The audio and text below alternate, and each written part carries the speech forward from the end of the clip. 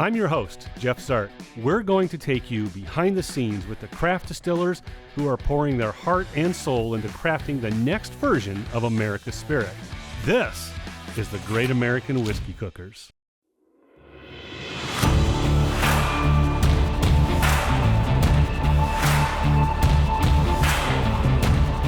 Cask Straight, bottled and bond. Cask Straight, bottled and bond. Cask Straight, bottled and bond. Duel! Dueling Grounds Distillery in Franklin, Kentucky is focused on their core product and making sure it's damn good whiskey. They may be small, but they are mighty, and they know what it is they want their whiskey to be. Check out this tasting of their flagship bourbon with their owner, Mark, and resident mixologist, Zach. Duel!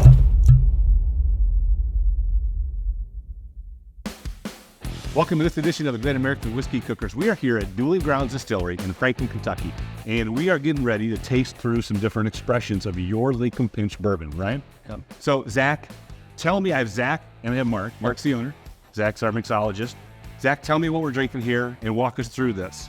Yeah, so what we're going to start out with first is our kind of greenish blue teal label here, the Linkumpinch Bottled and Bond. It's a 4-year product. It's a blend of 3 specific barrels on that one. Of course, everything bottled and bond is always going to be proof to 100, age minimum 4 years old. We abide by all of those standards to be able to go through that. When it comes to our mash bill, we're 66 yellow corn, 22 red winter wheat, 12 malted barley. All of our barrels are char 3. We get them from Kelvin Cooperage. What went into this bottle was a 120 barrel entry proof. We've recently lowered that to 115. But otherwise, it's just a phenomenal product. We only make the one mash bill because we want to do it well. So you have one mash bill, period. Yeah, we've been running the same mash bill since we started. Okay. Yeah. All right. Consistency. I think there's some sweetness on that nose. Get those nice caramels. The grains are there, and we want that to be. It's, kind of like what I always say. It's like you want to be able to taste where it comes from, but not be overly crafty. Right. Still be well developed. Yeah, the caramel I can pick up. So it's a sweet mash. And we use a number 3 char. So a couple little differentiations for us, that kind of changes just the whole feel of it to me. Sure. Yeah. Pot distilled. It's got a nice mouthfeel. Yeah. I like how it coats my tongue.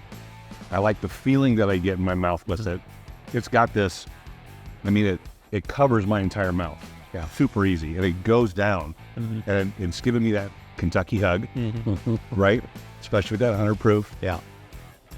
And the finish on this is about a medium finish for me. Yeah. It's just kind of hanging there a little longer and then just dissipates away. It just kind of falls off, which is really kind of nice. Mm-hmm. And it's making me want to come back to this and keep finding out. Because it seems like, as I'm sitting here with it in my mouth, there's other flavors that seem to keep popping up. And I can't figure out exactly what it is. There's a little bit of nuttiness I'm picking up. Mm-hmm. Maybe a little bit of cocoa on the very back end. Yeah. I always get a little chocolate. Do you? This is nice. And to me, the wheat cherry kind of comes out pretty nicely on this. One of my markers for Linkumpinch, I always get this little tinge of an orange peel. Oh, okay. I can see that. Yeah. Yeah. And of course, like most bourbons, you're going to have your standard markers, your caramel, your brown sugar, your vanilla. But I just think it all goes cohesively well. It doesn't feel disjointed, even though it's been proofed down to 100. It's right. Tastes great on its own, and I will say it holds up phenomenally well in cocktails. Yeah, and there's a hint of oak from the barrel. It's there, but it's not overpowering, and it's not over tannic. That's the number 3. Yeah. Yeah, as opposed to the 4, which a lot of people will favor. But I just don't like the everything that just heavy described. tannic. Yeah, still. Yeah, it doesn't have that heavy tannic build, but I can also taste the grains. Yeah. So it's not. They play very well together. Yeah. They're not competing, and there's not one that's overpowering the other one. Yeah. Yeah, it's a very hands-on process when it comes to the fermentation, distillation. Everything we do is on grain. Mm-hmm. So we're not filtering anything out. So everything goes into fermentation. Everything goes into the still for distillation. So explain on grain. So on grain in itself, what you have is basically on grain or off grain.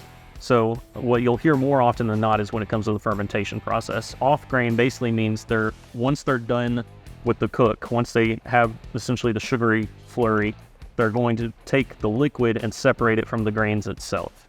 The reason that can do is it allows it to have a little bit of a lighter characteristic overall when you're done with the fermentation process, because you don't have those grains kind of staying in there. When you do on grain though, you can leave those grains in there. You're going to get more of that overall impact. You're going to get more of the oils itself from the grains. And that's a huge aspect, especially when it goes into distillation, because that's going to carry so much more flavor than, just like anything else, oil has more flavor than water. Right. So that's going to carry through when it goes through the distillation as well. One of the things that we like about pot distilling is that you can put a large volume of grain in a gallon of water. Sure. And you can still move it and pump it around, and so you can get a lot of flavor. And it's, as Zach said, the longer it sits on that grain, the more flavor it picks up, and the richer it gets. Yeah. We focused a lot at the very beginning on just getting the white dog right. Did you? Yeah, just like that had to taste great. How long did that take you A year. to get the white dog right? Yeah, a year. Wow. Yeah. So you spent that much time on your process so that you knew you had it right. Yeah. Well, I had another job, so Right. Yeah. I wasn't counting on it to pay the bills. But yeah, I took a year, because you have to make it, you have to figure things out about it, you have to see what you like about the taste, maybe throw some wood chips in it, let it age for a week or so, just to see. It's a bit of a guessing game. But getting the clear to that really pretty corny marshmallowy, it was like, yeah. And this is it's a bottled and bond. It's a 4-year product, right? That's a big deal, because most distillers, especially craft distillers, will put out a 2-year, 3-year, under 12 months, right? Yeah. A 4-year, that's a commitment. But we're guilty. We did that. We put out 2-year, but we didn't try to put it out far and wide. It was just here. A few stores kind of got started with us early on and kind of became early adopters. And we didn't sell a lot of it off property. It was mostly here with souvenirs. But you're not doing it now. No. You're just putting out. Yeah. As soon as we tasted the 4-year-old, it was like, okay, that 2-year-old's out here. Fair enough. 2020 started releasing the 4-year-old product during the beautiful peak of COVID, but ever since then, everything is minimum 4 years. It's released here. Okay. Where do they find you? How do they get in touch with you guys? DuelingGroundsDistillery.com.